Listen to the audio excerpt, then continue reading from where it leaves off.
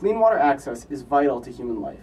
Inadequate water access prevents one from taking advantage of opportunity or living out any reasonable conception of the good life.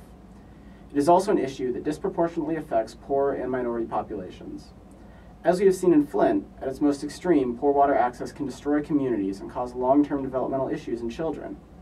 Concerns about water access are present throughout the country and the world. However, in California specifically, these issues are compounded by a severe drought and unsustainable use of the state's limited water resources. My thesis, which has the working title of Inequality in California Water Policy, will explore the ways in which utility is measured in terms of California water policy and how the state is reacting to the ongoing drought, which is currently in its 5th year. Within that framework, I will specifically investigate whether disadvantaged communities, future generations, and other groups who often lack a voice in the decision-making process are properly taken into account when making policy decisions.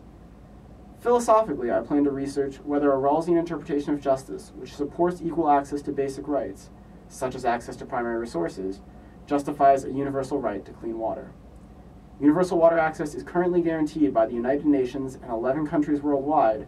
However, it is not guaranteed in California, and so I believe that a rigorous moral argument is required.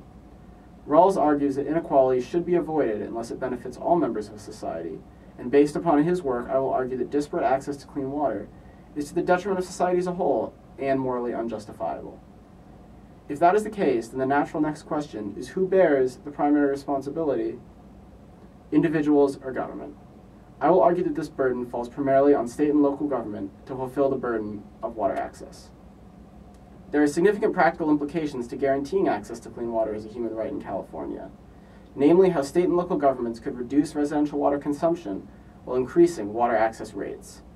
To that end, I will be performing an economic data analysis on inequality in residential water access for a handful of counties in California.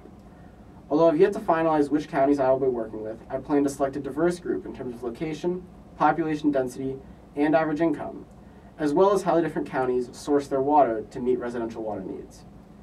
Through this analysis, I hope to gain a better understanding of how California can manage the continuing drought while still fulfilling its relevant ethical obligations.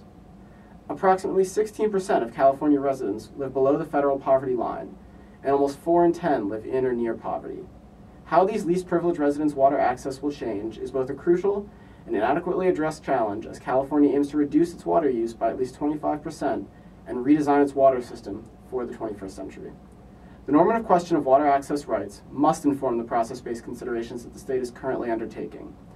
I aim to research whether clean water access is a fundamental right and how California might fulfill its ethical duties in a manner that is both economically and politically feasible.